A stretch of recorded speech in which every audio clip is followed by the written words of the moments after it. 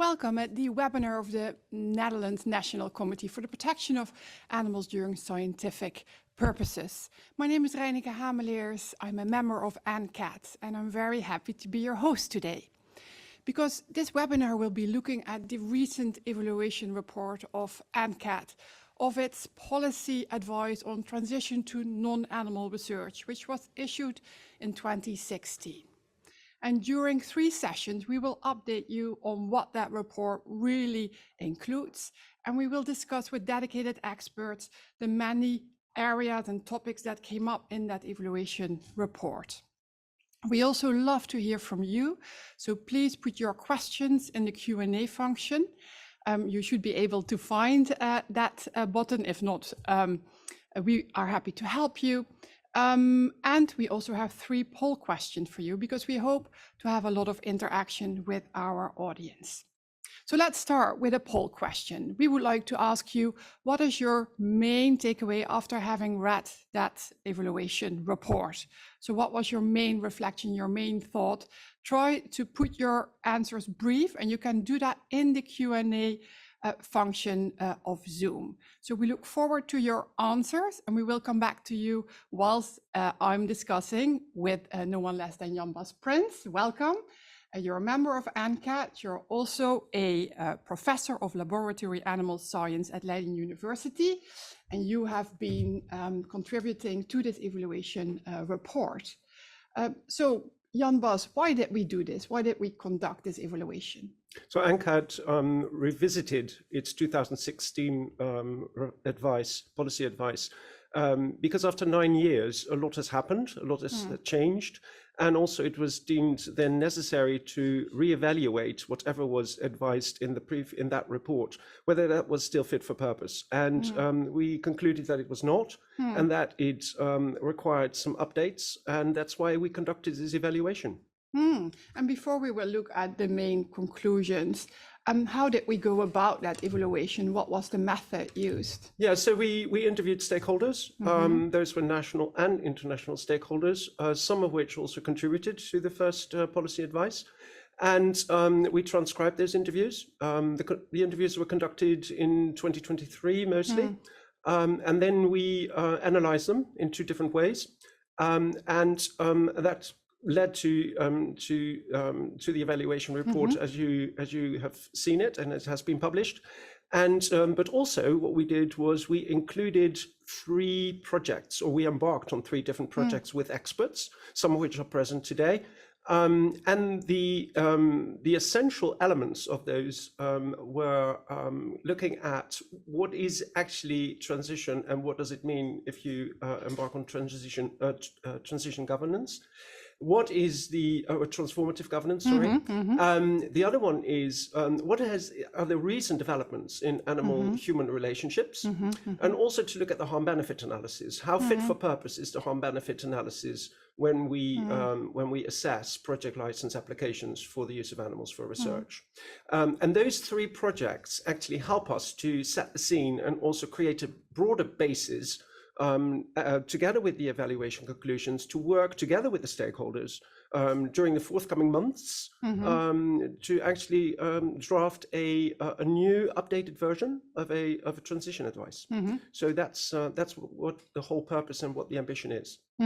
So this evaluation report is really a sort of first step into transition policy advice 2.0.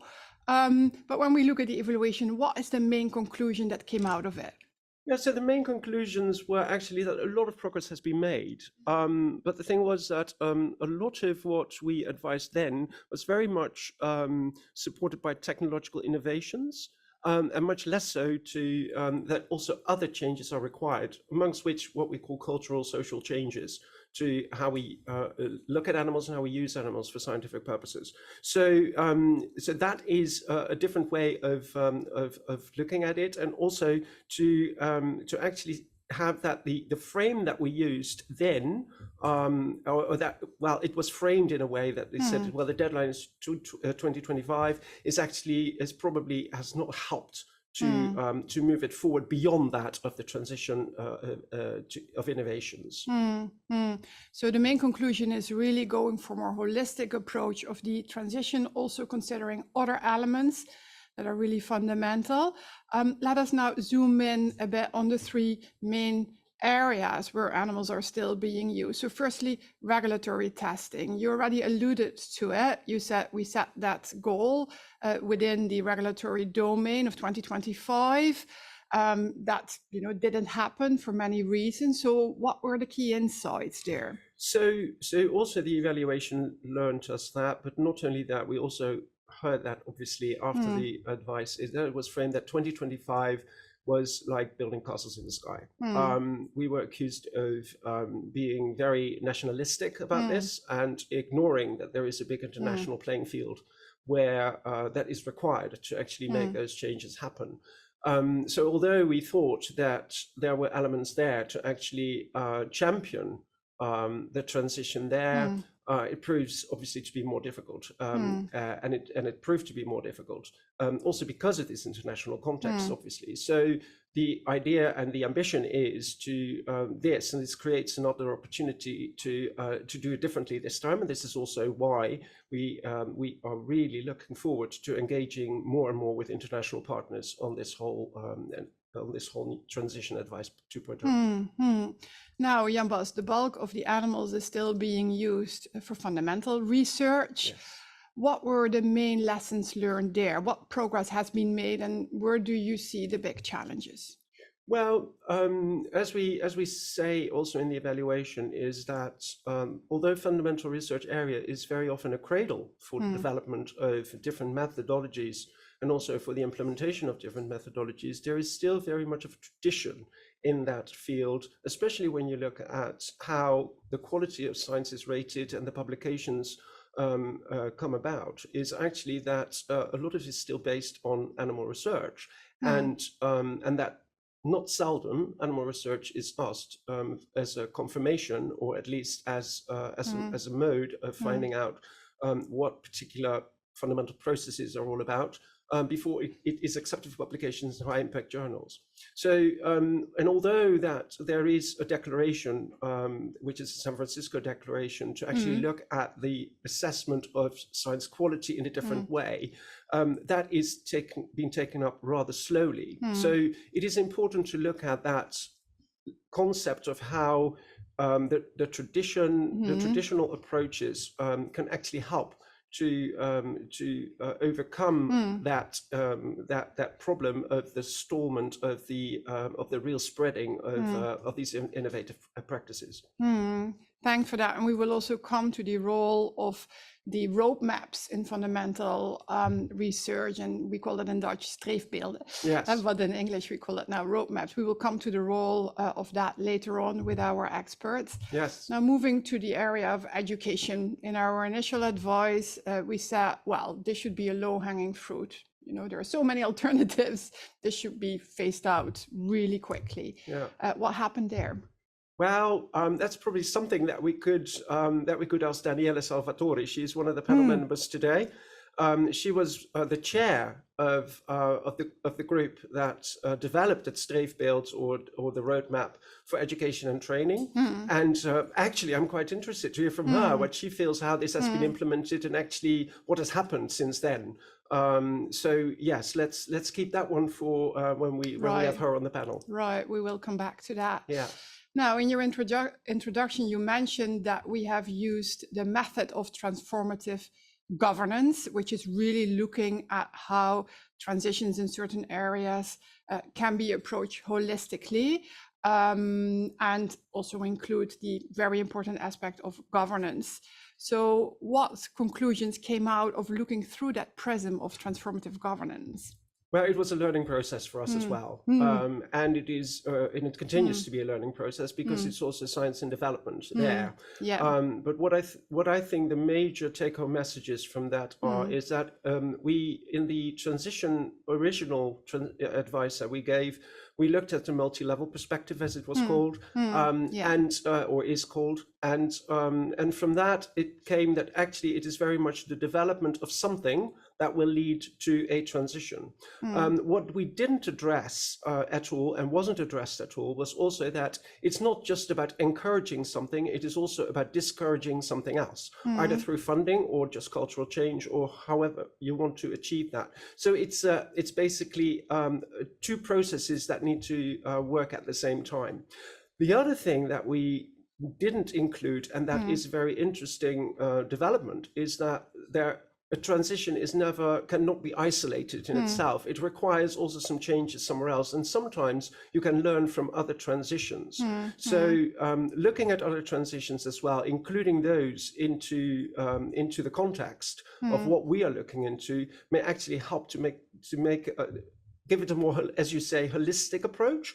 But it also then actually requires some very good, let's say, governance by a authority, and perhaps that is at the higher level in this country. So the government, who also needs to play a role in that, because those are very well equipped to actually combine transition activities and dynamics. Fascinating.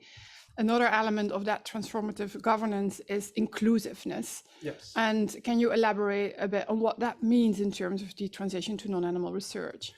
Well, it means that actually, and that's what we start off today. I think what it is that we are here to kick off a process where we really invite all the stakeholders that are involved in this ambition, that they are all on board and join us in this discussion through stakeholder meetings, focus groups, etc., and to make sure that we, in that way, work together towards a new ambition. Now, it is very important in this whole transition, in these different phases, is that we have set in our report, in the evaluation, we've actually set quite a clear goal. And that is quite an ambitious goal. From a transformative governance perspective, it is important to, as they say, it is important to also have sub-goals towards that end goal and set reasonable timelines for that. So at least you have something to work towards with particular stakeholder groups, or in more general, including also society in that way. And that means that we work with, that we have to work together to find out what these intermediate goals can be, but make sure they are sufficiently ambitious and at the same time realistic as well. So this is the let's say the frame that we work with, and to make it inclusive. Another important insight is the role of the animals, and the fact that the thinking about animals has evolved a lot. And the question is how that has been reflected in decisions and assessments of the use of those animals. So what were the key insights there, noting that we will have an ethicist with us to debate this issue with us later? Yeah, so I think I would like to leave that to Bernice, who's with us today, obviously to allude on that matter, because she's the expert and I'm not. But what I think is for us is the most important lesson is that we accept that the methods that we have applied thus far, that those methods are the only truth, and that is fit for purpose, and that there may be another dimension that we need to include more prominently.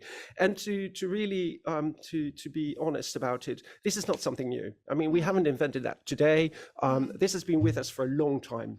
Already in the 18th century, there was Bentham, and he already had the precautionary principle, which actually means if you don't know, then the benefit of the doubt is with the animal, which basically means that if you're not sure about what the animal is all about, then at least take the precautionary principle and don't do it if you're not sure what you do to the animal. And now we know that the sentience of animals is quite different, and we know on a day-to-day basis we get to know more about what animals are all about. We should really keep this precautionary principle. And again, it's not today, it's not us, our generation, it was already there in the 18th century. Yes, well, lots of food for thought. A final important dimension of the evaluation is, of course, the funding of the transition. We will also come to that later, but what were the main conclusions there? Well, first of all, that it is extremely hard if you do an analysis of what the amount of money that is spent, let's say, in Europe or even globally, if you look at reports and try to tease out what actually how money is spent, that's extremely difficult. Yes. There are some figures mentioned in the report, and I would leave them like they are, as they are. But what is interesting to see is that there is some really targeted funding has become available. NWO, one of the major financiers here in the Netherlands, they've actually allocated and they've got specific calls to fund transition ideas, but also to fund non-animal research in a specific way. At the European level, we got now the ERA new development as well. And not to forget mentioning the big the large amount of money that was actually came available here in the Netherlands for a new center. And well, Danielle is here, perhaps she can say a few words about that. But so yes, there is some funding becoming available. But yeah, these are examples. Yeah, it should be more targeted and perhaps more strategic. And perhaps in a different way, slightly different way, because again, a lot of this is aimed at stimulating innovations and not so much in doing the other stuff. And really focusing on the transition as such. Yeah, we are going to wrap up this summary. You already said we have set an ambitious goal. So can you elaborate a bit on what that exactly? Well, I mean, allow me to be a bit more generalistic and try to be maybe you can mention it to our audience. Yeah, well, I would like to have an invitation to all of our listeners and obviously also beyond, and that is that we know that transitions are a wicked problem. There is a lot that needs to be answered and needs to be addressed, and that can be perceived as, well, don't even start because this will never lead to anything. There will not be any dynamics. I think, however, that if we really address the questions head on, and if we are open for discussion, then together we should be able to actually get to a point where we can see and be open to other interpretations and other views, also societal views, and come to and embark on a process where hopefully, and we have actually set quite an ambitious time frame for this, is that with our stakeholder meetings and our focus groups that are planned for the rest of the year and next year, that before the summer, that we have a document that is Transition Advice 2.0 that is both ambitious but also sufficiently realistic to make it work for everyone. And deliver on that important ambition, a society without animal experiments. Exactly, exactly. And let me I just want to say one thing about that. It's not there for nothing. We didn't actually, it was not a randomly chosen phrase. Actually, what we tried to convey with that is that all stakeholders are needed. If society really wants to move towards animal-free, then everyone needs to take its responsibility. And that is why it's called society, and not one stakeholder is responsible only. No. Thank you very much for that, Jan Bas. Please stay with us because we are going to see what our audience responded to the first question. What is your main takeaway after having read the evaluation report?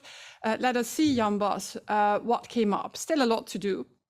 An animal experiment-free society is not realistic. We have achieved a lot, but fundamental changes are still needed for societal change. We need to include new insights about ethical concepts, and the government should lead. Together, we can make real change. Very interesting feedback. Thank you very much for sharing that with us. Maybe, Jan Bas, we can zoom in a bit on the role of the government, because this was also one of the conclusions in the evaluation, that yes, a lot has happened. We have seen the initiative of TPI.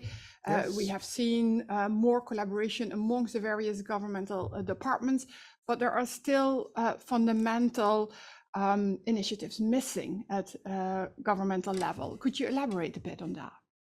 Oh, that's a tricky one, obviously, and I know why I'm asking it.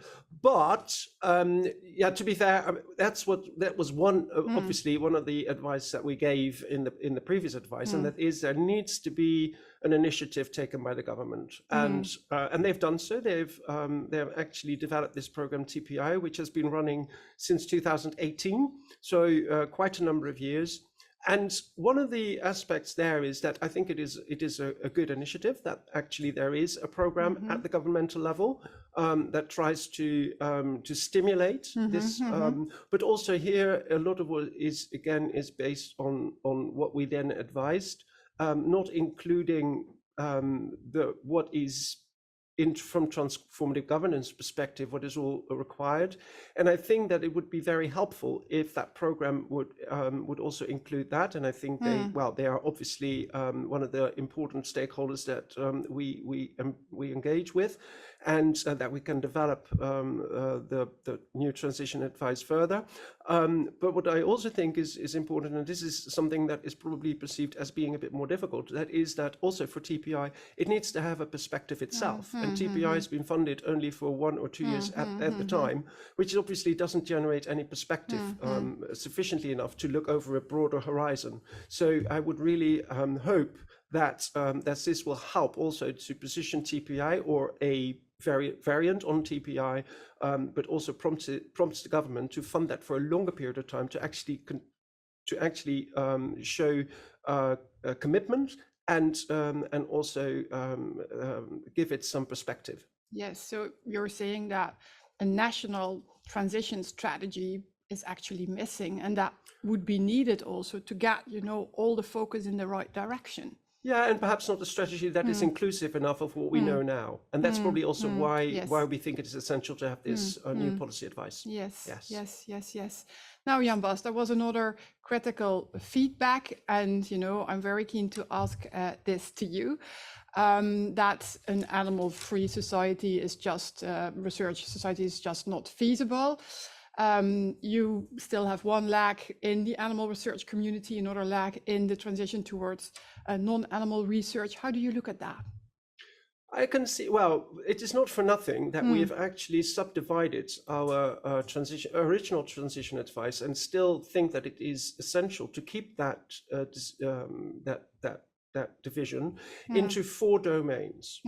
And we fully realize that the dynamics in one area is different from another area, and that you can set goals differently and have to set goals differently for the different areas because they require a different approach. They've got each their own aims and targets. So, and then it is definitely true, and I think that we have embraced that as well, is that it is likely that in some areas it may be sooner, and in other areas it will take a long time.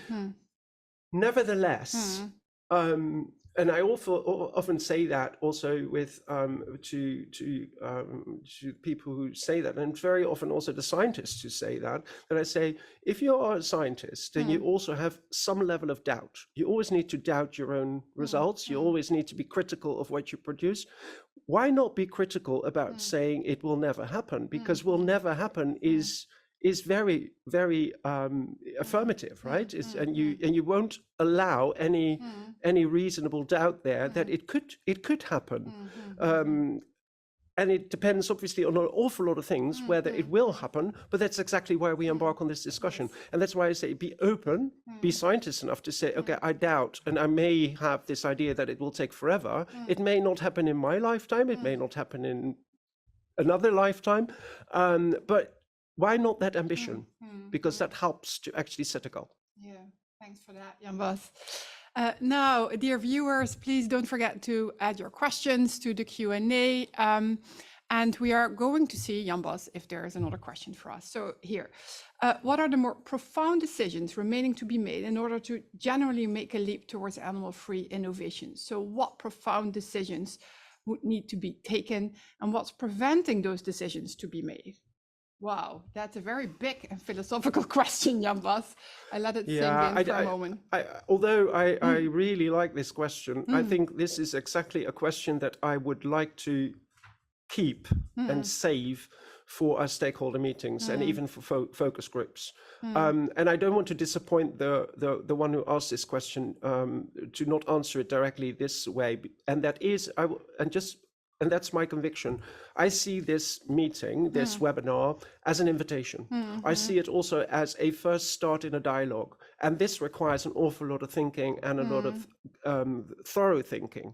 And we are not here to really decide what is barriers and what is not. I think I've said enough about what was not particularly well targeted in the first transition advice and what we hope to do differently this time. So I think it is fair enough to say that this sort of questions are excellent questions, but I think they should be saved for an audience where we have stakeholders together, that we can really discuss it in a proper way without now just shouting a few words. No, I can totally see that. However, you have already outlined some of the areas in which, those profound decisions would have to be taken, amongst other, animal ethics, for example. Yeah, exactly. And how to actually put them in practice, because there's a lot about theories, but how do you actually put them into practice? Yes, absolutely. So we have another question. Thanks so much for that. How do you envisage international collaboration with the other national committees on this? So because clearly you said again, a very good question. The thing is that other national committees, we are engaging with them. There is at least a couple of times a year, there are meetings with other national committees. And not to be too technical about this, it is true that National Committee in the Netherlands is differently organized and equipped and positioned than other national committees in other member states. So it is very dependent on which country, member state we're talking about, and the national committee, the way it is equipped, whether this sort of discussion is something that they engage in. We do present what we are doing on a regular basis, and also share what we are doing with them, and ask if they want to collaborate on this topic. So yes, that's how we're doing it at the moment. Thank you very much. You already said European international collaboration is essential. So other MCs are really, are essential. Well. Thanks, Jan Bas. I'm seeing there are no further questions for this very moment. I'm sure there will be more later on. You will be staying with us, which is great. Yes. And we will slowly move to the first panel discussion, which will be all about managing the socio-technological transition beyond technological changes. But before we do that, we have a question for you again. And the question is, as part of your job, how do you relate to the goal, a society without animal experiments? So as part of your job, how do you relate to the evaluation's goal on a society without animal experiments? You have several options to choose there. So please fill out this poll whilst I will introduce our dedicated experts. So warm welcome to Bernice Bovenkerk, who is an associate professor of environmental and animal ethics at the philosophy group of Wageningen University. And Professor Dr. Theo Geitenbeek, who is professor in molecular and cellular immunology at the University of Amsterdam's Faculty of Medicine. Welcome to you too. So we also want to ask you the opening question. What was your main takeaway after having read the evaluation report? So Bernice, would you like to start? Yeah, sure. And thanks for having me here. I think it was a very thorough report, and there's many takeaways that you can take from it. So I'll just concentrate on three takeaways very briefly. First of all, something that Jan Bas actually already alluded to. A lot of progress has been made, and especially in terms of technological innovations. But that hasn't actually led to a reduction in numbers of animals used for experiments. So there are problems to actually implement these innovations in practice. That's one of the reasons why that's the case, why we don't have a reduction in animals. So, and this is because of funding limitations, because of regulatory issues, for example. And it was remarkable to me to read this because I was a member of the program committee of animals, or was it Alternatives for Animal Testing, 20 years ago already. And this was already an issue then. So to make the step from development to implementation has always been very difficult. And now I see we haven't really progressed that much in that field. But secondly, of course, I'm an animal ethicist, so I've mainly focused on the animal ethics aspects of the report. And what stands out is that our understanding of animals and their capacities has changed because of ethological research, for example. And that means that we shouldn't only focus anymore on welfare, and particularly a narrow definition of welfare, where we're just thinking about what discomfort will this experiment bring to animals. So we should zoom out, include other visions of what's a good life for an animal, but also other ethical considerations besides welfare.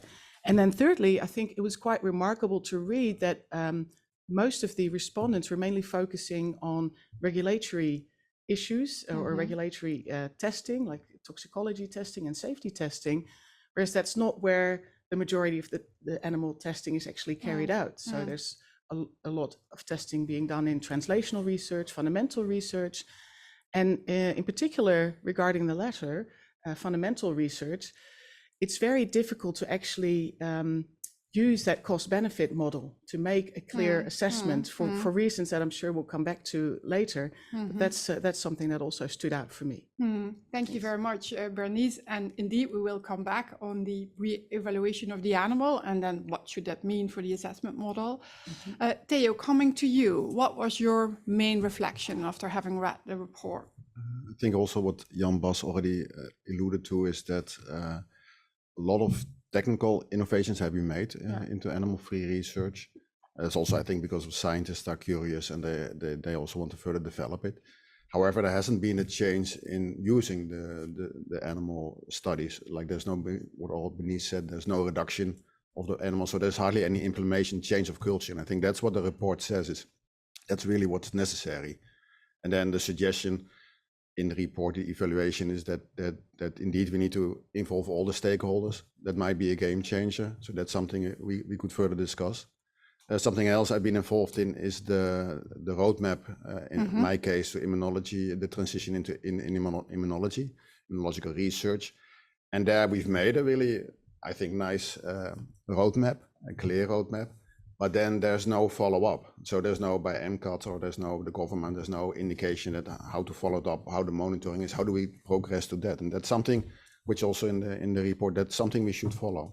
And perhaps finally, what also has been alluded to in the evaluation is that NCad is focused lately of the last years more on the innovations and technical innovations, and there's no really a strategy to move on, and what are the milestones to take, what steps do we take, and when do we have finished one step, have finished the next. So I think there needs to be, for the next transition, a real strategy into where are we going and what's the end point.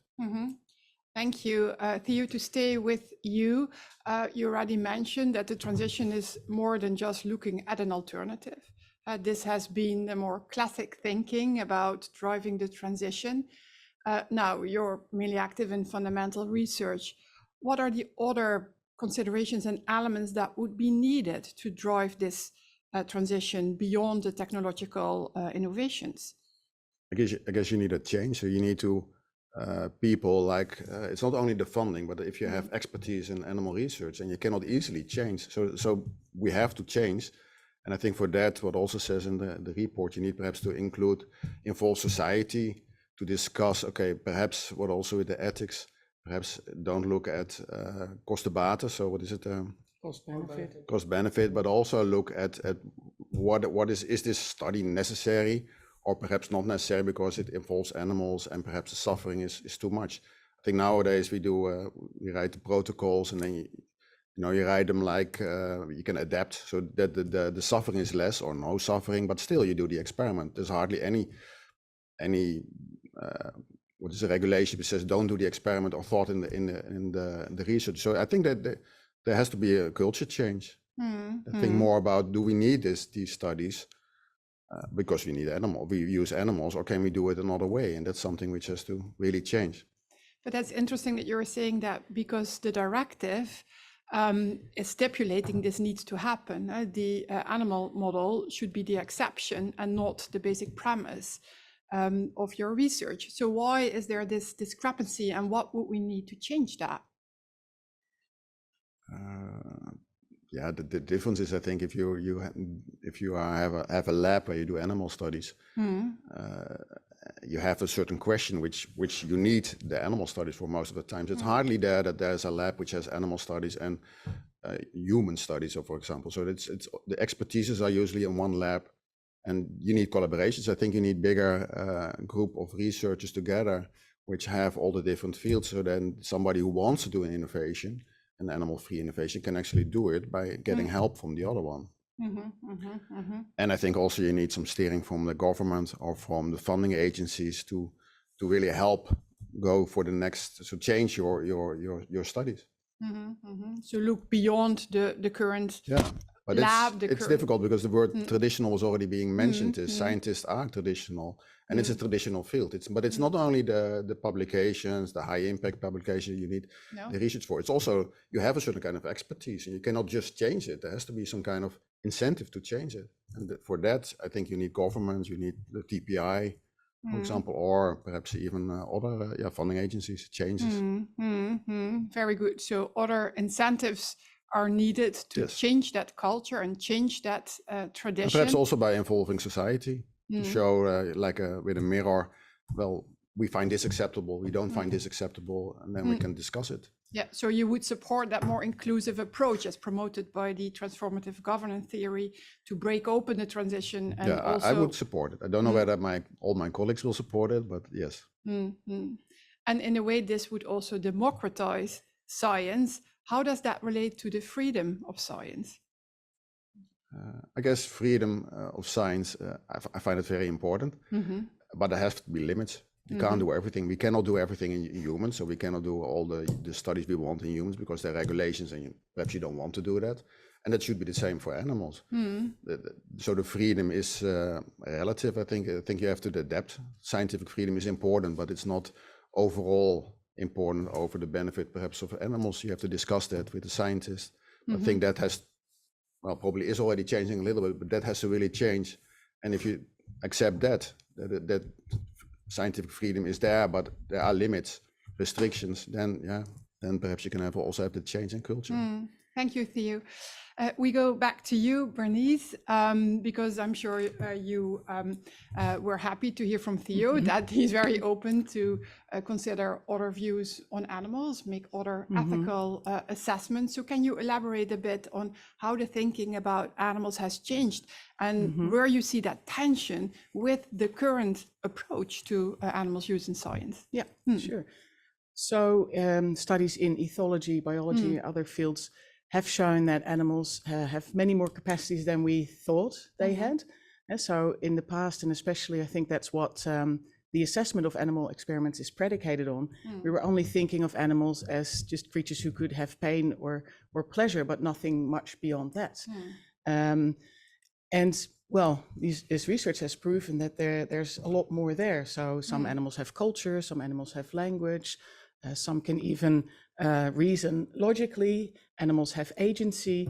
So that means there's a lot more to a good life for an animal than just the absence of pain. And also you see in animal studies, animal science, there's much more focus these days on creating positive welfare for animals rather than just focusing on the absence of negative welfare. And so that has, I think, consequences for how we see animal testing and also for how we see the actual, well, the setup of the test. So just to give an example, animal agency, so that's a term that you see a lot now in animal ethics and animal studies. And that refers to, in short, the capacity for self-willed action. And so animals can see something, they can desire to have it and then move towards it. And then they have made a conscious decision to actually get that. But it also means that animals, in a sense, have a perspective on their own life and have goals in their own life that are important to them. It also means that animals, some animals at least, have future-oriented projects. And if we prematurely kill an animal, then we take away all the chances that that animal has to carry out those future-oriented projects, such as, for example, raising young. and we cut short all the goods that these animals could have in their lives. So I think, first of all, we need to also debate more seriously the question, should we actually kill animals? And now the question only focuses on discomfort. Agency also means that it's important for animals to have control over their lives as much as possible, to have choice options. And this is quite difficult in the settings in laboratories where animal experiments are being done. Also, it's important for them, I mentioned before, they have culture, but social relationships are important for many animals. And so this would change the way that you would keep animals, keep them together in groups more than separately. So Bernice, if I may pause you there, sure. because it's I can go on forever. But, no, it's truly fascinating. But on the one hand, I hear you saying this should, inform this develop thinking about animals should inform other decisions on how to keep animals, but also whether to use them at all. Yeah, absolutely. Yeah. So I guess this goes back to what you asked before about the feasibility of phasing out animal research. And I think feasibility is one thing, possibility is another thing. So I think it's definitely possible. We can just make the choice today not to use animals anymore. Of course, that's a trade-off. There's certain things that you can't research anymore then, but there's always this decision. Every decision that you make to research one area or one disease and not another is a value choice that you make. And so you can actually choose to only focus on those fields that we have alternatives for already, and at the same time continue to work on the alternatives for the other fields, right? But how feasible this is another question, of course. And if we think about, well, as ethicists, we talk about the difference between ideal and non-ideal situations. So if we see this as a non-ideal situation, the ideal situation being completely animal-free transition. So if it's a non-ideal situation, we also need to think about the animals that are still going to be used, and how they are going to be kept and treated. It could also mean, for example, that many more animals need to be rehomed after the experiment and not killed, for example. Yeah, but I hear you saying that this new value assessment should redefine the value choice, as you put it. Yes. And how does this then influence the current assessment model? Because at the moment, there's still this harm-benefit assessment, but how could that redefined value choice then feed into a different assessment model? And I realize we are getting into very theoretical. So can you explain it to us, at least for starters? Well, I think, first of all, it's very difficult to put the value of an animal life or the good life for an animal into a decision model, right? It is a fundamental choice that you have to make, how important it is to for this animal to be able to follow his or her life the way they want to. Yes. But then thinking, for example, about fundamental research, it just turns out that it's actually very difficult to make an accurate assessment, because you're weighing two different things against each other, apples and oranges, right? On the one hand, you have the animals and their discomfort, and perhaps then also everything else that you take away from the animals. On the other hand, you have the potential benefits for society. But this is, in a sense, a bit of an unfair comparison, because no one project or experiment will lead directly to those benefits. But in the weighing process, those potential benefits are taken into consideration and weighed against the number of animals that are given discomfort in that test.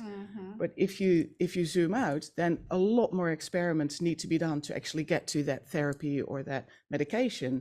And so it's a lot more animals that you have used than you consider now in this one assessment that you make.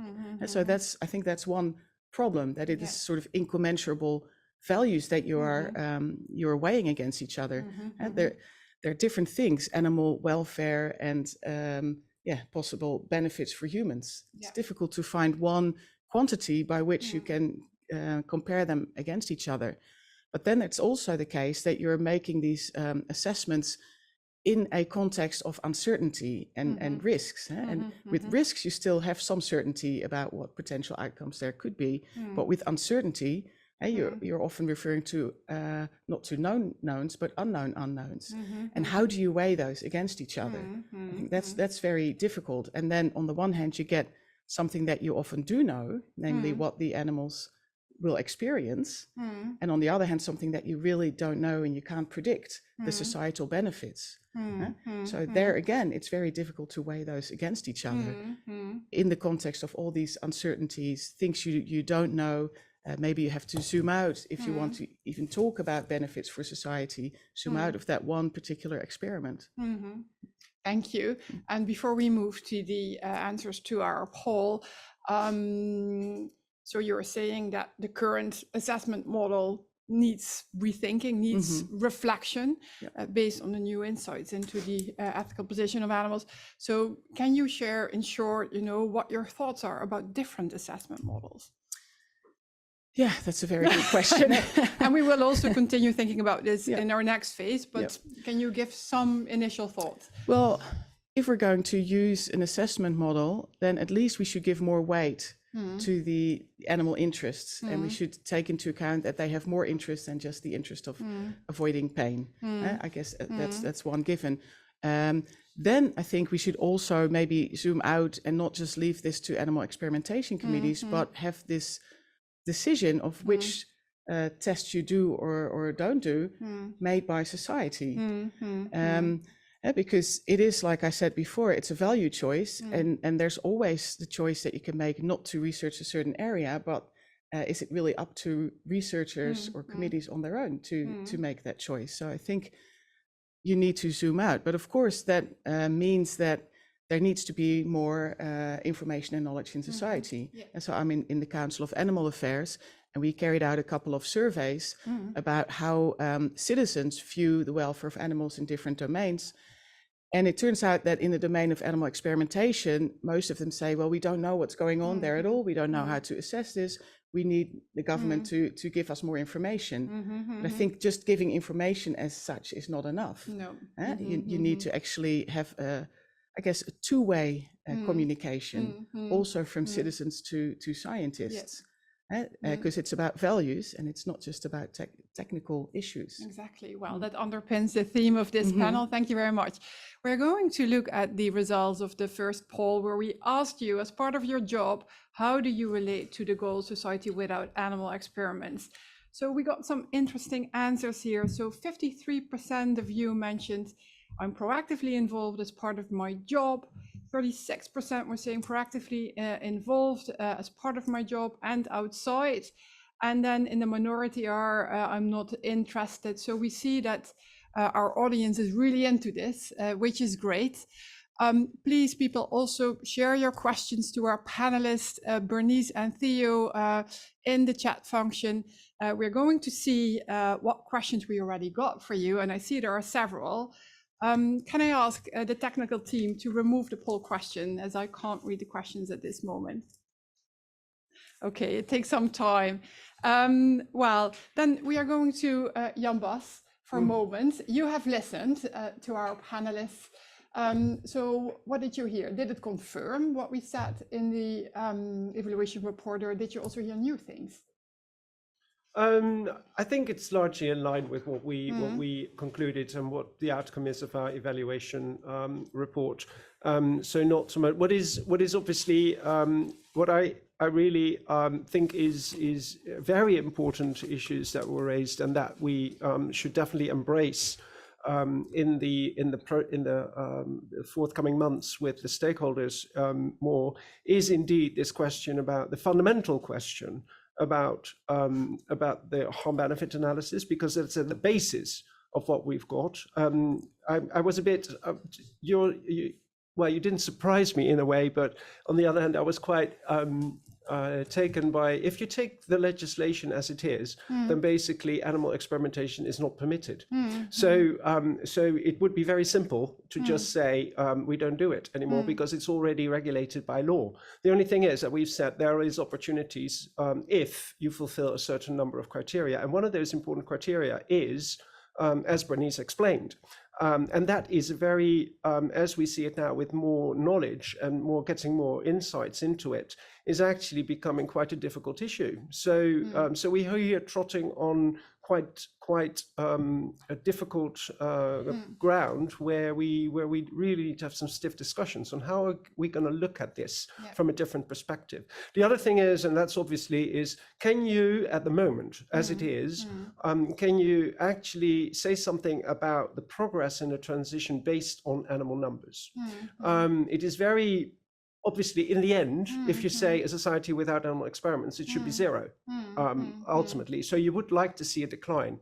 What we have seen, if you look at the European numbers, and I've analyzed them recently, the last 2 years that were published, so that was from 2000, I think from 2015 to 2022.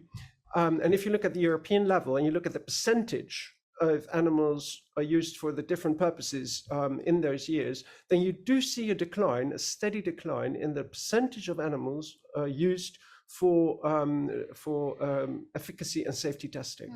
So what that says to me is that the transition or the opportunities that we saw in the first transition advice were not that crazy, because you see that there is something happening there, and there is some movement in that area, because you see this steady decline in that numbers. You don't see it in the numbers in the percentages for fundamental and translational research. Thank you, Jan Bas. Building on that, Theo, you also mentioned that numbers do not significantly decline. Now, there are also people saying we shouldn't look at the numbers because they are not indicative, because the reality is more nuanced. Animals are being used for very different purposes. So looking just at a number trend is at least not sufficient. How do you look at that, and what other monitoring tools could we envisage? Because that's really missing, a good monitoring tool of the transition. Well, I think at least it says a lot that the numbers haven't changed in fundamental translational research. That's also what I see in my environment. So in scientific meetings, sometimes it even, I think it goes up again, it goes down a bit, but then goes up again. That's because of the research questions.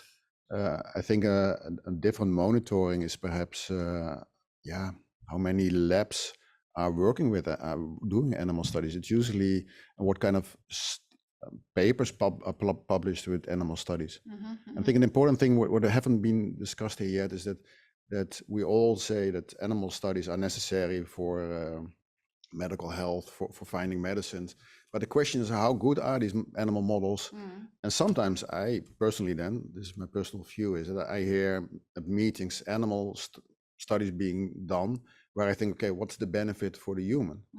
And that's something I think an important question we also have to ask is, what is the actual benefit for the human? So if we want to do an assessment, then one of the assessment criteria should be, is this really in the near future or in the future actually translatable to human? What is the link? And that's something I think, at least from my point of view, it also makes sense then to stop these kind of studies, because they're not translatable to the human disease.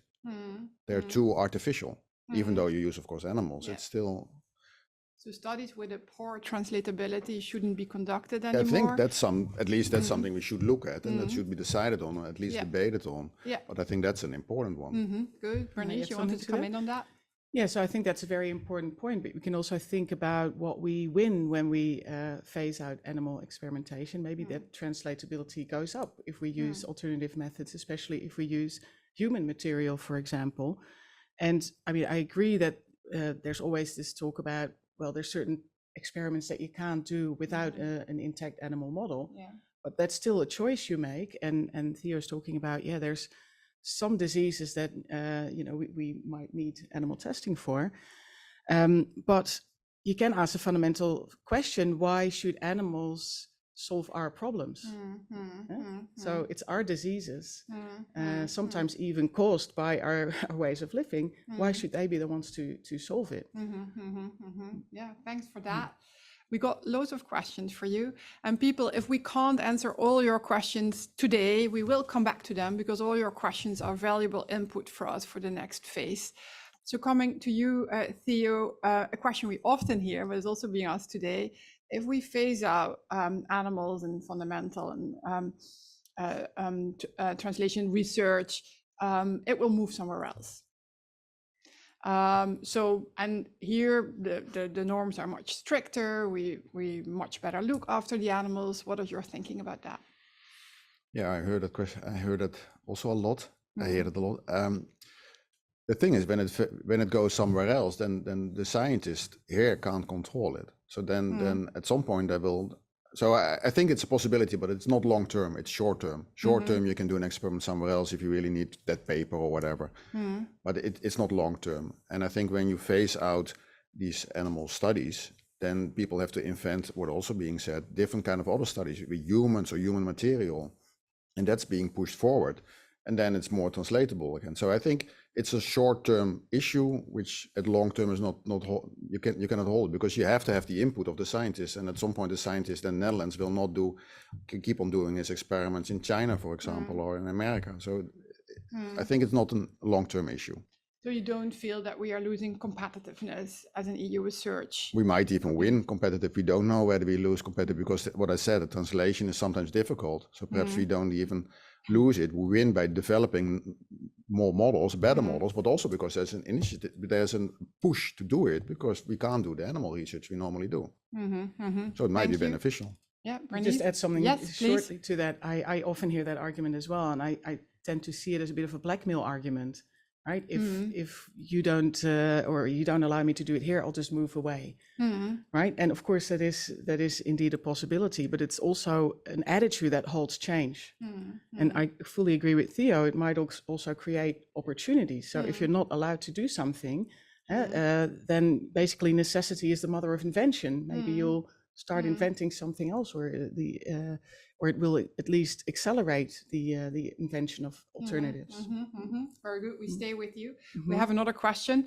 Should we also take into consideration non-vertebrate animals when you look at certain capacities you just described? Are they part of the ethical re-evaluation of species? Yeah, of course, that's a difficult question that is being debated a lot in animal ethics at the moment. And some invertebrates are already taken into account, such as octopus, for example, because they're seen to be quite intelligent. But there's also more and more research that shows that other invertebrates, such as, maybe lobsters or even decapods or even insects, that they might experience something like pain or be conscious, or that they have preferences that can be frustrated. So perhaps, yes, maybe we should take them into account more. And I'd also like to refer here to the recent New York Declaration of Consciousness, where a group of scientists and philosophers has come together and looked at all the research that has been done and made a sort of a very careful statement that indeed some invertebrates, like insects, actually are conscious, that there are at least many reasons to think that they're conscious. And so that sort of shifts the burden of proof, right? Jan Bas was already talking about the precautionary principle before. Of course, it's much worse if you use a whole lot of invertebrate animals and you give them a lot of pain, and it turns out that they don't experience that they do experience pain. No, sorry, I always get this mixed up. So it's worse if you do it and it turns out they experienced pain than if you do the experiment and it turns out they didn't experience pain. Then you haven't actually lost anything in terms of animal suffering. Right? Yeah, very good. Thanks for that. Well, we got another controversial question, which we often hear. So it's a great opportunity to really address these questions once and for all, we hope, right? So why are we investing so much time in reducing, phasing out the use of animals for scientific purposes, whereas there are so many animals killed in slaughterhouses for food? Should we not focus there when you look at it from an ethical perspective? So we first go to Theo and then to you, Bernice. Yeah, I always have that question of also, yeah, indeed, because a lot of animals are killed for food. But I think also there you see societal change. We are changing with more vegetarian, vegan food. We are realizing we have to change as a society for our food. And I think that's the same for science. I mean, I can't speak for the food industry. I can only speak for the science, my science. And there, I think we shouldn't do all these experiments. We should go for an animal-free testing society. So in that sense, speaking for myself, it's a sense that you look at what I can influence, what I can't influence. I do it in different ways by choosing politicians, but that's about what I can do. Thank you. Bernice?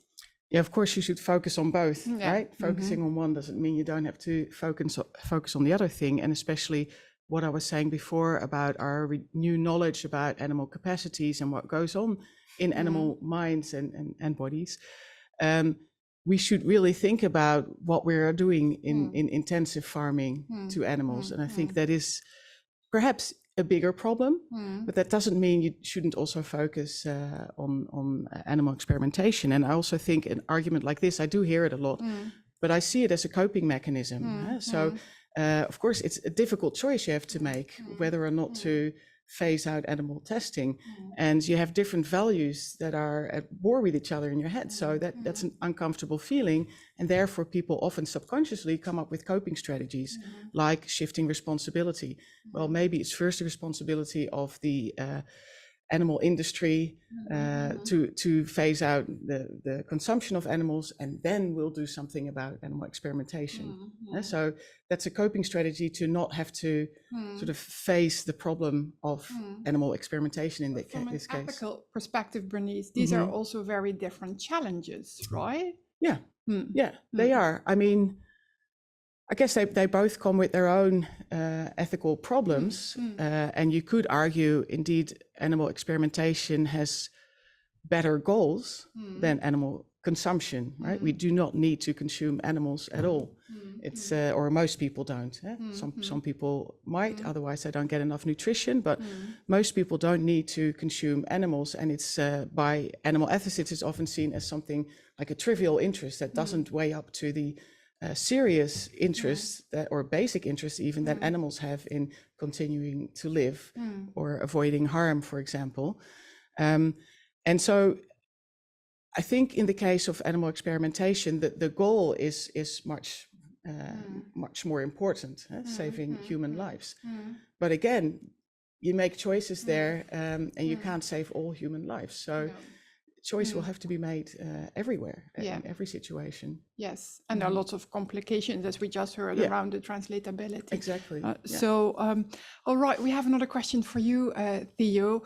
How about the validation of non-animal models and what to compare them to? That has also come up in our report, that this is quite hard. So what is your view on that?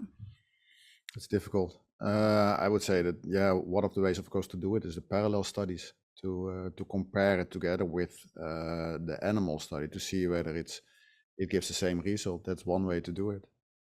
Another way to do it is to perhaps go to the, if you have your, so for basically for science, if you have your question, scientific question, you have your model, your non-animal model, then you also look at the disease, whether it actually can give the answers, and that's also validation. Then you don't have to do a parallel study. Parallel studies are more for toxicity, I think, and for real scientists, you look at the outcome and whether it fits with the disease you are studying.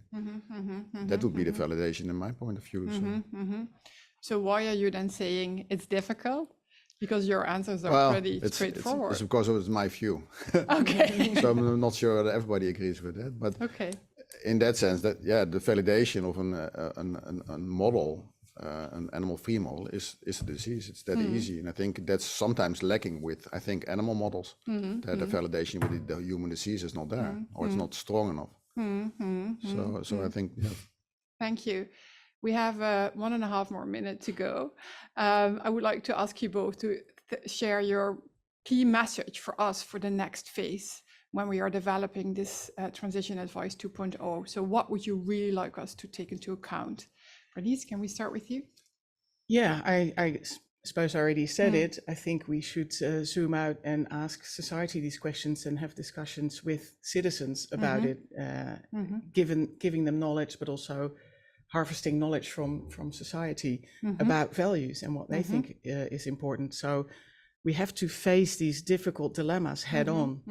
And that's not something that can be done by one party. That has to be done by everyone. So I suppose what Theo already said, collaboration between scientists, but also with citizens, with government, I think that's the most important thing. Break open the transition. Yes. Very good. Thank you, Bernice. Theo? I agree with Bernice. But also what I think is that what's necessary is a kind of incentive.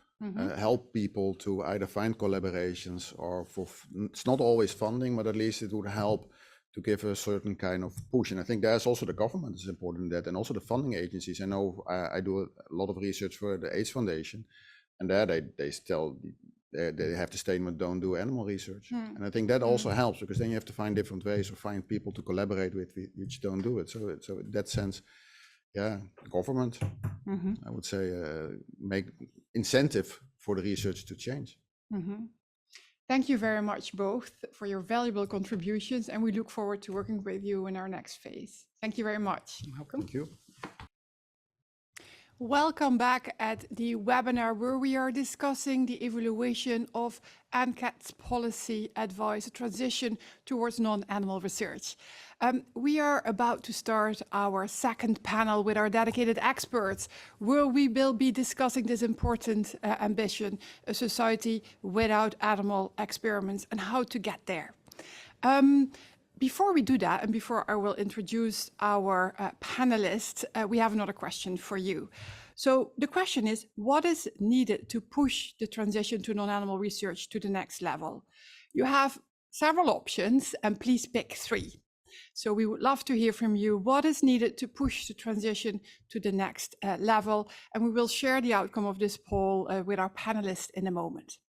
So I have the pleasure to introduce Professor Dr. Daniele Salvatori, who is the Scientific Director at the Center for Animal-Free Biomedical Research. No, I'm not saying that well, right? Translation.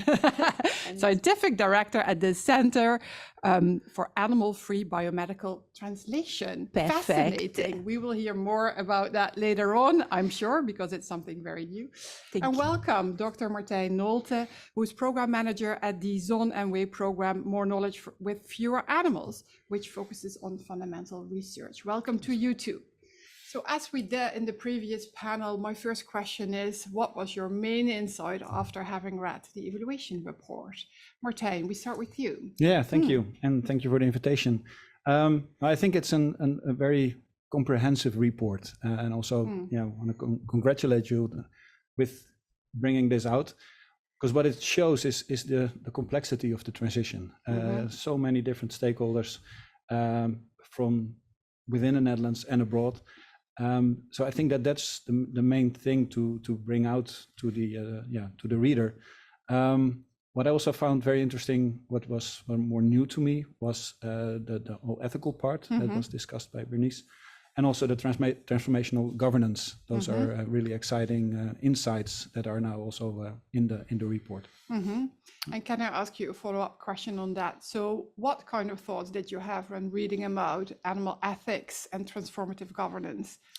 Yeah, so on the animal ethics, the fact that, as you discussed also previously, if we look at the law, are we now having a problem? Because if we stick to the ethical framework, we can no longer maybe perform these animal experiments. So looking at that with the new insights is very interesting, but also coming from the fundamental research, I've done fundamental research myself a lot.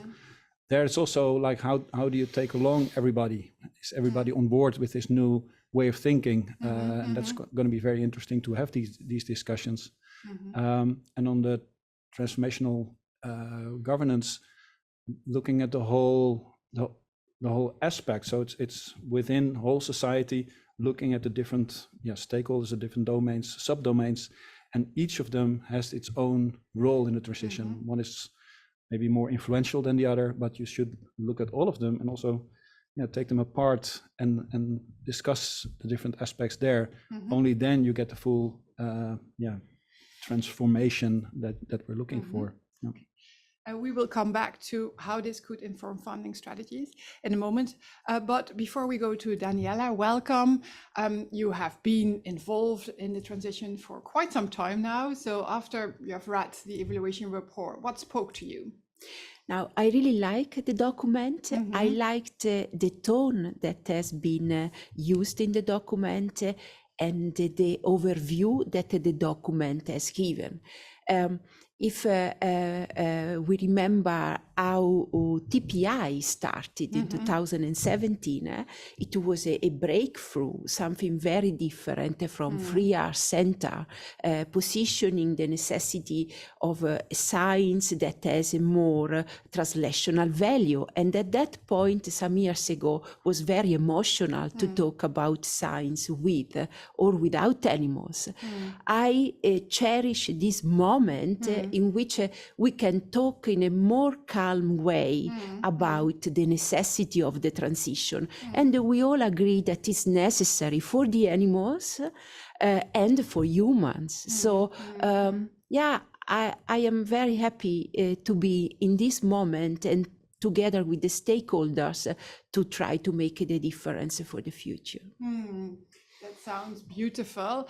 Daniela, now, as I already mentioned, you are part of this new center in the Netherlands, which came about after a significant grant from the Dutch government. Can you tell us a bit more about what that involves and also how the center plays a role in the transition? Yes, perhaps I very shortly present the center and the type of thinking that is behind the center. The Center for Animal-Free Biomedical Translation, or in Dutch CPBT, it comes from a national growth fund. A national growth fund is a grant from the government that not only thinks about technology innovation, but also economic revenues. And in this grant, we put the animal-free innovation story as a sustainable story. We know that the use of animals not always translate directly in producing effective drugs for humans. And this is a huge problem for humanity. And with this grant, we bring together the stakeholders, what you have written in your report. We bring together the stakeholders and we will facilitate this co-creation with the stakeholders at all levels of implementation of animal-free innovation. We will have a physical center in Utrecht, but we will work nationally and, importantly, internationally. Thank you very much for that. We will come to later on how this center could also really help us to create best practices as part of the transition. Going back to you, Martijn, because we hear often that we need more funding for the transition. Well, you are part of a significant funding program within ZonMW. How do you look at that? Do you agree that more funding is needed? Yes, I do, but I'm a little bit biased, of course. But it's also coming out from the knowledge agenda that we've brought out last year, and also brought a slide with that. From that, where we interrogated almost 60 scientists for what they think is important for the transition. What could be stimulating it, but what's also withholding it, and what would be proper recommendations to the different stakeholders. And many of the things resonate also in the evaluation report, so that's good that we agree at least on that. And one of them was funding. So within ZonMW, I'm the senior program manager for the program More Knowledge with Fewer Animals. We've already been programming for that for 24 years now in ZonMW, so that's good. But if you look at the total budget, it's only 2 million euros per year that we have, which is, if you look at the total value of what's going on in the Netherlands, it's very limited. The good thing is, of course, that we can really focus on what we think is important. What came out of the knowledge agenda is the importance of validation. It was also mentioned before the break. And now we've decided in the next program from 2024 to 2028 to spend 5.5 million euros in total on validation of animal-free methods. Also many in public-private partnerships, so involving companies in that, because that's what is lacking. If an animal-free innovation has been developed, it usually, from the fundamental part, ends with the research paper. And how will it then be picked up and translated? Validated is then the most important part. How do you know that this is a good method for what? And that's what we're trying to stimulate. And it's also something that's been acknowledged by the European Union, that's necessary. You see slowly now there's more initiatives coming out, and that would help tremendously, I think. But it's just one part of it. Next to that, also more money is needed for further development of new techniques. That's wet lab techniques, but maybe also at the level of AI, big data, and those are issues where there could still be a lot of money spent very wisely to stimulate this. It sounds like a very important development. I come to you, Daniela. Jan Bas, you wanted to respond? Yes, I would like to ask Martijn, because one of the things in transformative governance is that you also discourage some attitudes or some areas that are not really contributing to the transition. Obviously, withholding funding from an area can be seen as a sort of discouragement, but do you think there is also opportunities for funding to discourage something? Yeah, it's a tricky one, but it's also important. But so it's maybe to make it clear, Zonneweg is not necessarily against animal experiments, right? We start trying to stimulate the alternatives, and it's a different focus. Still, Zonneweg is funding a lot of animal research, but it's always done looking at the perspective of, is this the right tool, the right method to address the research question? That's what we're asking our committees, our external reviewers. Please test that. Do you agree that this experiment does fit the research question? And that goes for animal experiments, but it also goes for other methods.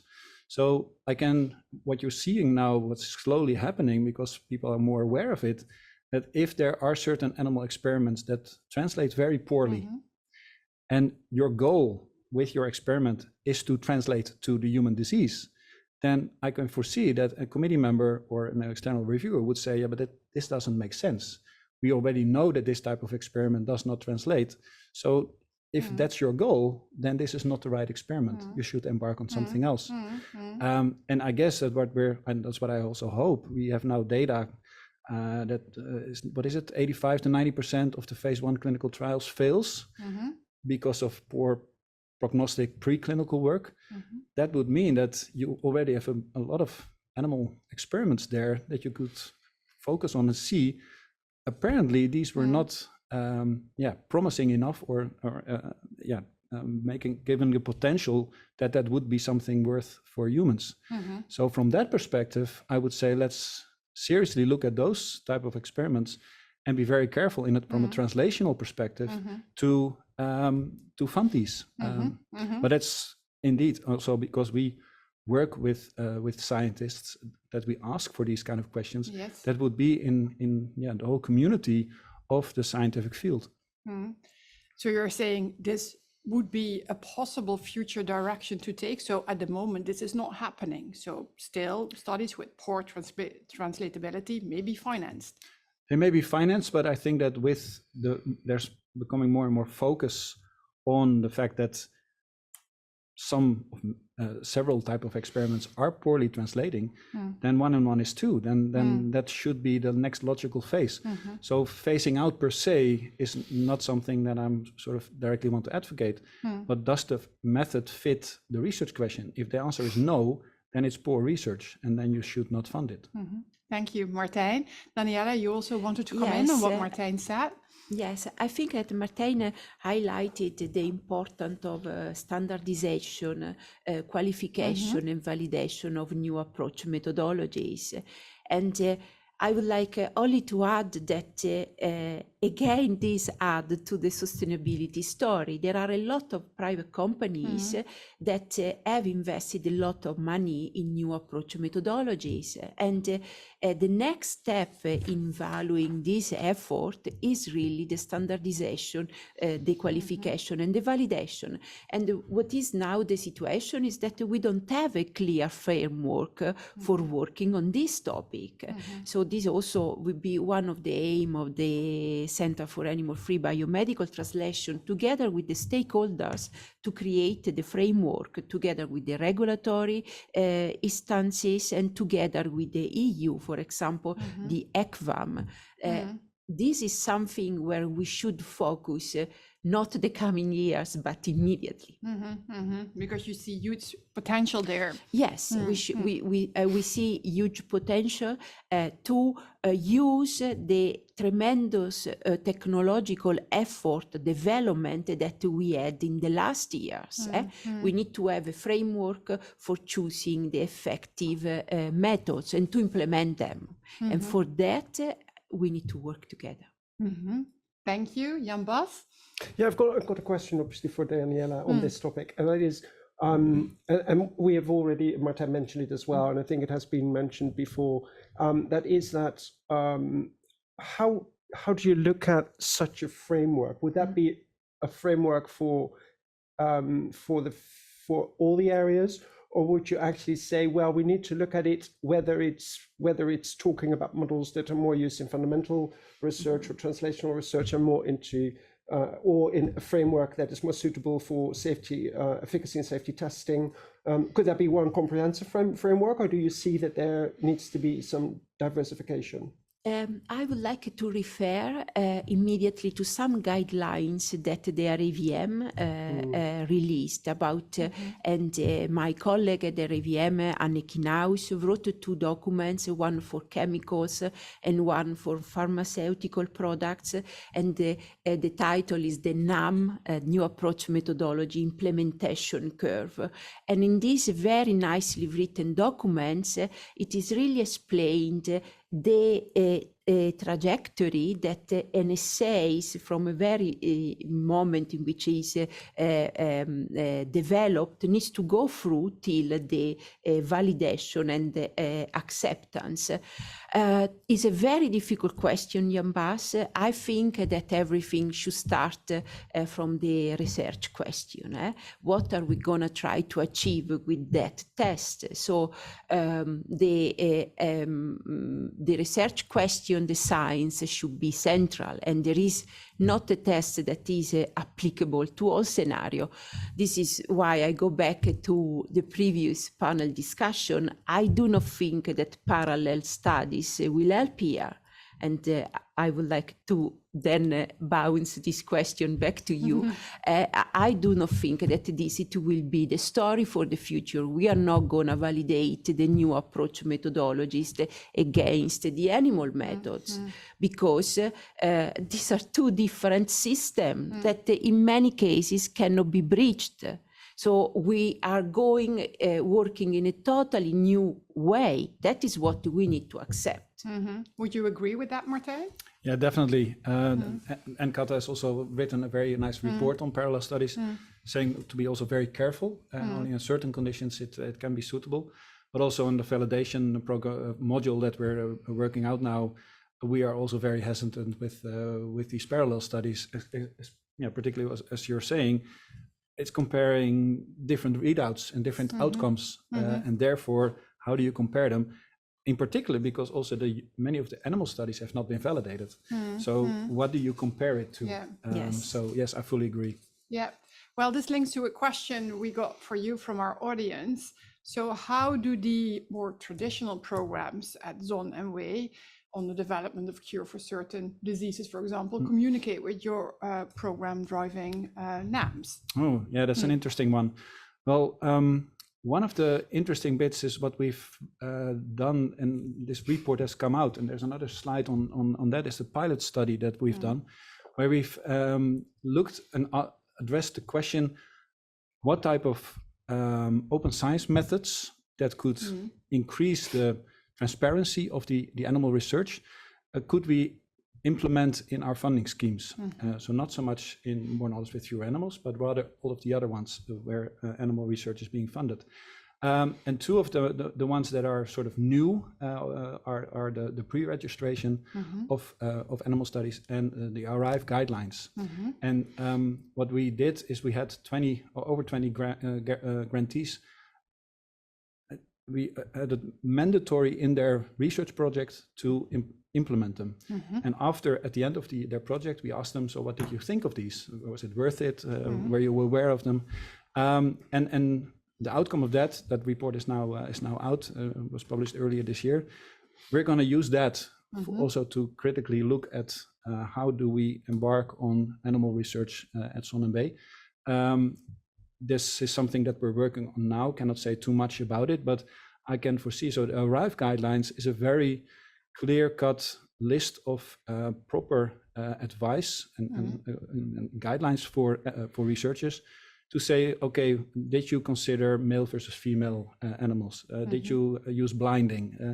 And how did you do that? And all these kind of things that the researchers already address before they embark on that experiment, and then also follow that guideline in their paper. That really is something that tremendously helps the transparency, the quality of research.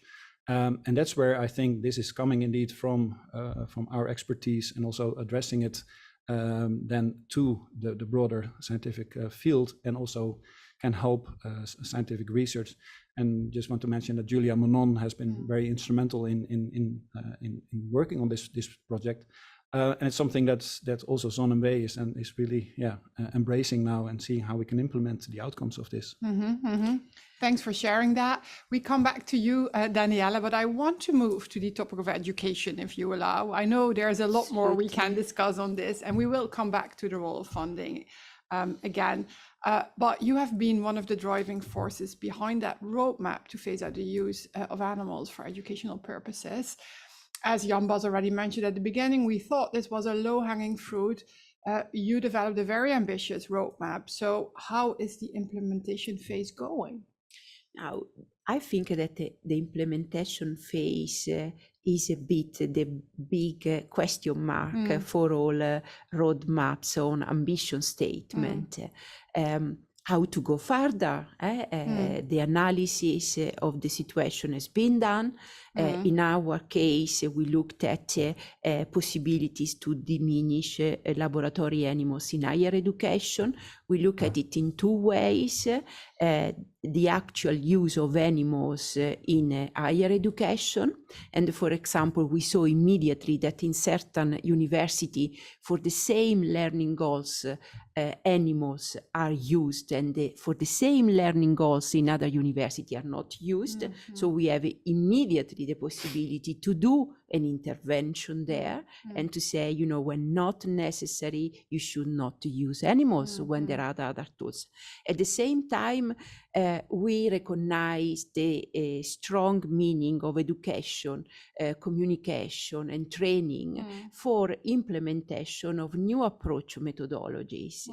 And then going back to your question, how is it going? In the roadmap, we wrote that we need also to join forces, and we had the idea of creating an international educational hub where methods can be shared, where problems can be speak out in a quite safe way.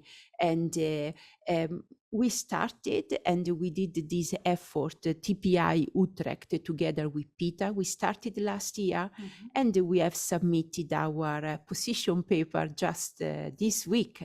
So the community is incredibly collaborating. So we are looking forward to bring this effort in the Center for Animal Free Biomedical Translation. And so education for animal-free innovation also finds a lot of strength from the new generation. Our students are very sensitive to this topic. So, and they would like to hear more from very early on during their studies. I talk about higher education, but if I talk with the University of Applied Sciences and the Cyril Kroll, we are exactly on the same line. So we have even had the pilots mixing students. The future world will be with students from academia and from University of Applied Sciences working together, for example, on the standardization and validation of methods. So we have a great opportunity there. And we have a very responsive community, starting from the student, going back to the professional and bringing in the needs of the companies. But now the question is how to make that Yes. the reality. Do you believe in the concept of a roadmap to stimulate and also deliver on that ambition? I think that is a good starting point. I think that Martin pointed out we need to have evidence about using something or not. I read all the roadmaps of the NCad, of course, and I think that are a very good starting point. Of course, it comes very, very hard the question, what next, and who is responsible for what. And here you could say that the government should be responsible for everything, but actually I disagree a bit on this statement. For example, for the education, I think that the universities and the academic center, they should take the lead. Our roadmap was given by the university and the medical center. So the university and the medical center should continue supporting this ambition. Yes, but then still it's not happening. No. So Martijn, you wanted to comment on that, and I want to also ask you, how do you see the role of the government? Because it came up several times with regards to funding, with regards to really also supporting the implementation of the roadmaps. So how would you look at that? Yeah, it's interesting. Also, we've had this discussion also with OCW, so the Ministry of Science, and they're also quite careful with not intervening with the content of the education. Yes. They leave with the universities, and I think that's very wise. But that also means, what is then the role of the government from the perspective of education? That's a difficult one then, because there's maybe very little. One of the things that we did or are going to do, because also from our knowledge agenda, it was quite clear that training is important. You're looking mostly at students, but also the more senior people also need to learn these new techniques. So that's where we will come up with a funding scheme where we will have a collaboration grant where two different groups, where one has the ability to perform such animal-free innovations, and the other wants to learn, that they both apply for the money, and they each have a part of the pot, 20 to 80%, to fund the plastics, the media, all the expensive, but also the manpower to put in there, having the technician or the PhD student to teach the other PhD student this technique. And I think that also at that level, education is very important, and that's where we from our side can help out and provide some funding for that. So I'm very curious on how popular that will be. Yeah. Sounds like a very innovative approach. Daniela? Yeah, a fantastic approach. I'm looking forward to hear more about this grant. And this is about sharing knowledge and co-creating also new knowledge together with the parties. So I think that this is really the key for linking the stakeholders, sharing, and that is what I mean. We mean with education. Education sounds always boring. You think about the classroom, but you see immediately from the example that Martin gave that he is really connecting and co-creating with parties. So this is really the philosophy also behind the roadmap. Yes, very good. Thank you. We're going to look at the results of our poll, where we asked our audience what is needed to push the transition to the next level. So let's see what you thought. So we have a majority saying, well, you could pick 3, but lots of people, 53% saying funding, education and training. So that very well fits with the topic of this panel. Then other people say clear transition goals. Let's come back to that in a moment. How can the role of goal setting help us in the transition? Governance and leadership, also very relevant. I would love to come back to that one too. Involvement of the societal field, touching upon the inclusiveness of the transition, guides, case studies. So very good input there. Thank you very much. So yes, how about the goal setting? How do you look at that? Because this is also a bit controversial, huh? Yes. And you have both been part of a very much bottom-up approach. Yeah. At the same time, we see in our evaluation that progress is slow and that people need to have some clarity in terms of goals. So what are your thoughts on that?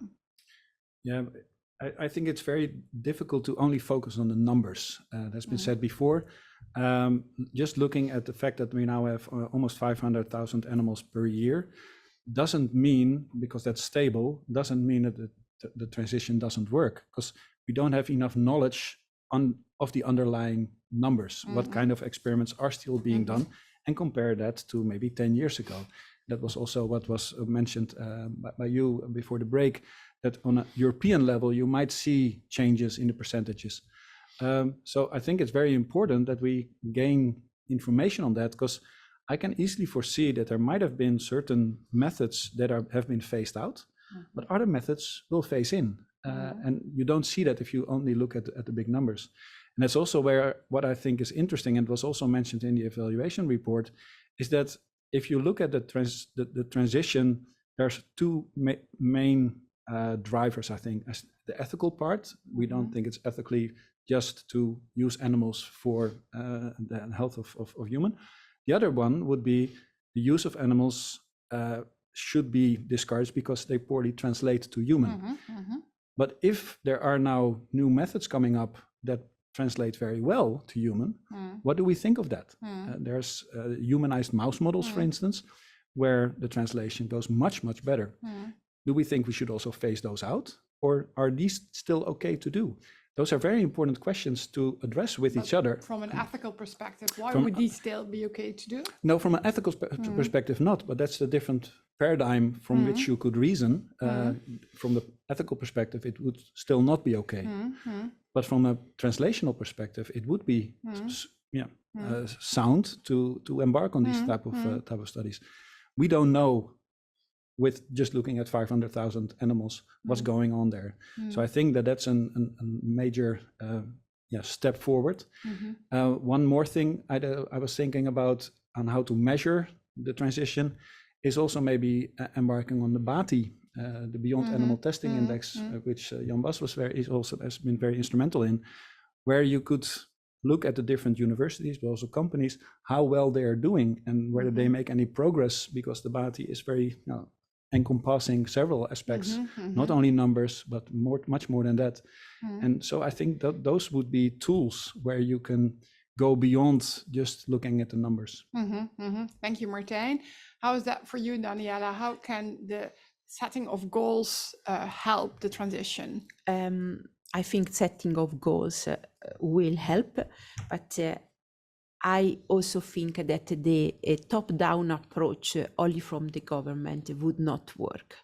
And I personally believe in a bottom-up and a top-down approach combined, and I can make the experience of TPI Utrecht. TPI Utrecht could work very much on education and research in the last 4 years because it was strongly supported by the Utrecht Life Science Deans. So we had the Dean of the Vet Faculty, the Dean of the Faculty of Science, and the Dean of the Medical School, that they were working together, and they put the animal-free innovation in the strategic agenda of the university. At that point, TPI Utrecht had freedom and support to work on many projects. So if these two parts are disconnected, then there is not much possibilities, I think. So I really do think that the goals needs to be set, but in some ways we should think in which, with which stakeholders, how to bring the stakeholders together for co-creating these goals. So my next question after reading the document from the NCad would be what next? We acknowledge that the stakeholders need to come together. The report say the government should have a prominent role, but still do not underestimate that a lot of energy is coming from bottom up, and that energy needs to be used. Very good. Thanks for that, Daniela. We have 5 more minutes to go before we go to the final session. I would like to take 2 more questions from the audience. It has been said many times that the role of journals is very strong in still using animals. Do you have a view on how that could change? Yeah, I think it's very difficult because these journals work independently, right? There's little grip you can have as a funder or as a university or as a government. Still, including them in this whole discussion would be very, very wise. It's also something that we picked up in the knowledge agenda. We are reaching out now ourselves to certain publishers to discuss this, to see how what their approach is towards working with animals, but in particular, how do they view when a reviewer is asking for animal experiments in an otherwise animal-free paper. That's something that's really holding back the transition, and that just having the awareness of the fact that withholding it is one, and what can you do about it? Would an editor say you can ignore that comment? That would be very harsh on the reviewer on the other side, who thinks very strongly that the experiment should have been done.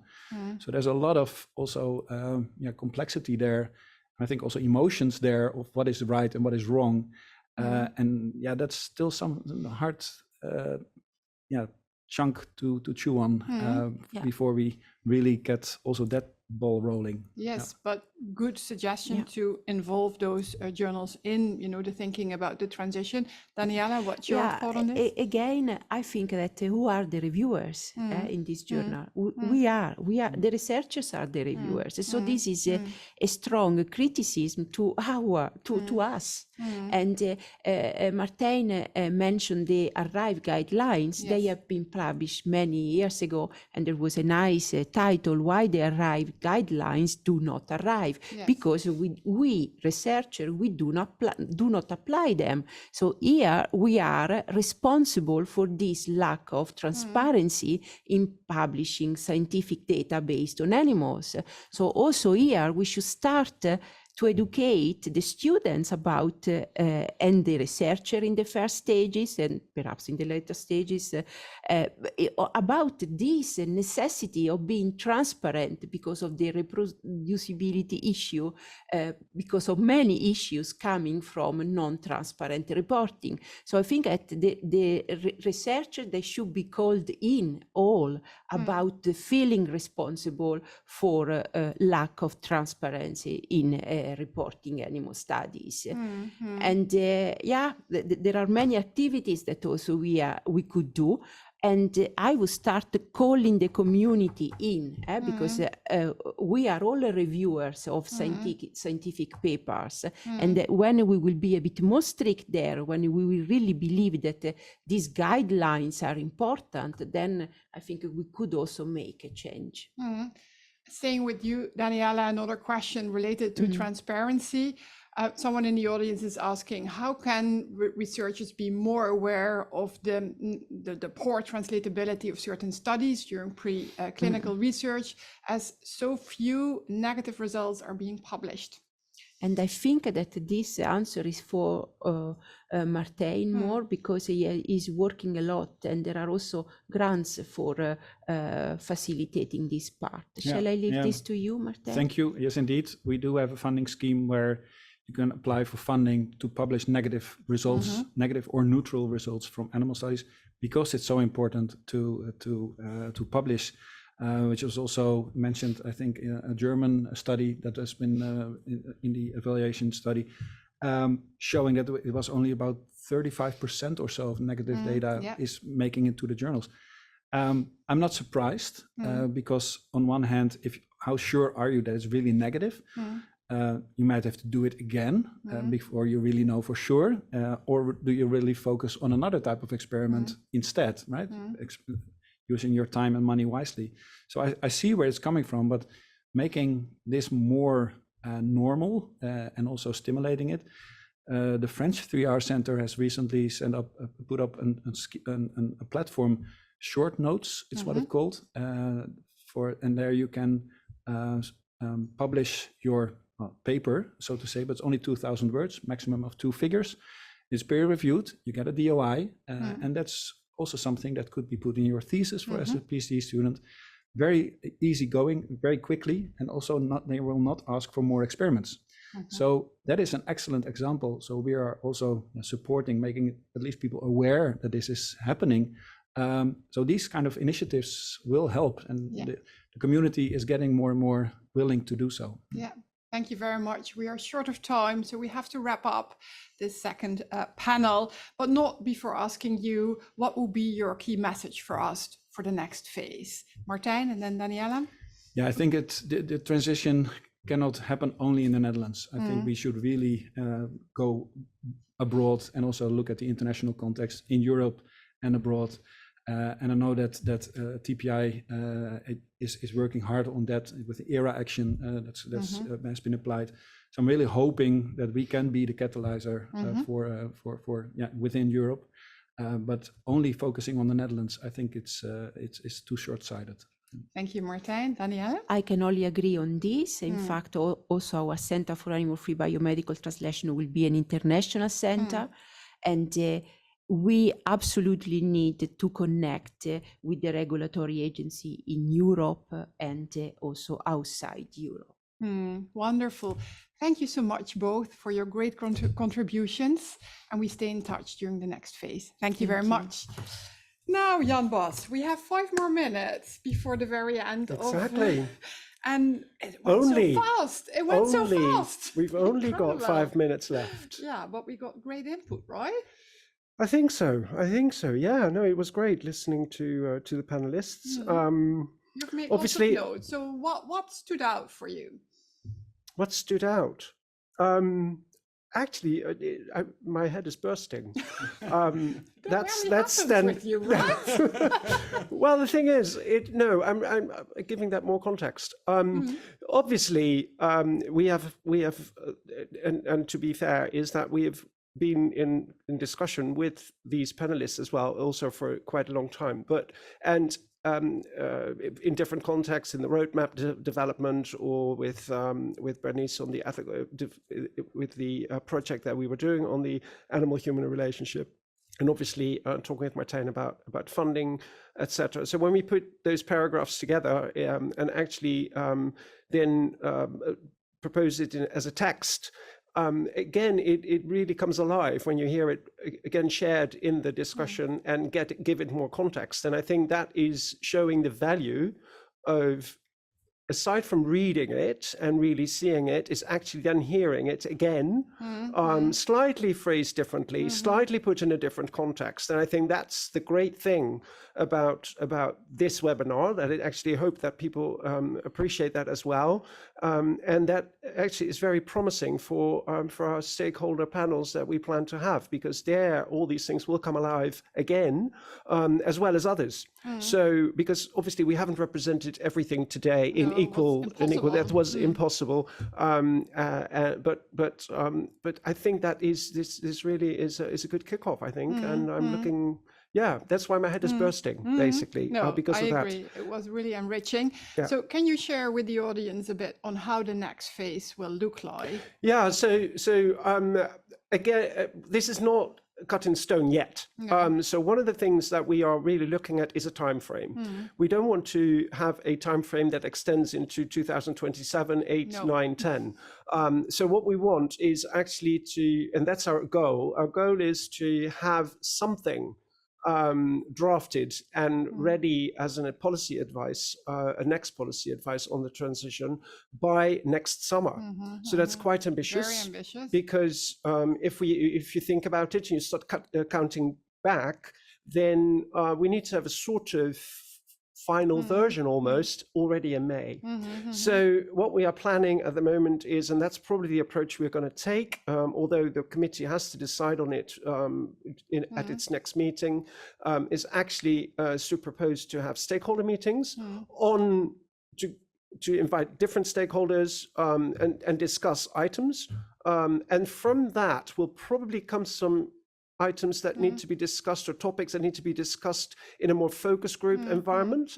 And we will engage with some people who can actually moderate this. So it's not going to be moderated by us. We're going to have some professionals moderating this. So yeah, keep your eyes out for invitations for these stakeholder meetings, and express your interest. However, we should maybe note that we want to look beyond the more traditional approach of looking at the various domains. We will really look at building on the new insights we got, right? Exactly. So we really need also other stakeholders that we may miss or may have missed in the past to engage with. They may not be present there, so we really are on the lookout.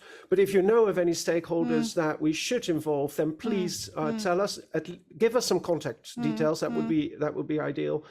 So yeah, it will be quite an exciting period ahead.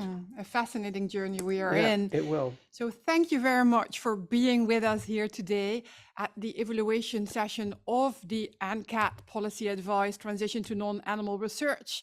And we look forward to continuing discussing with you. Do send us your thoughts also after this webinar. And as Jan Bas said, we will be in touch very soon. So thank you very much and have a great day.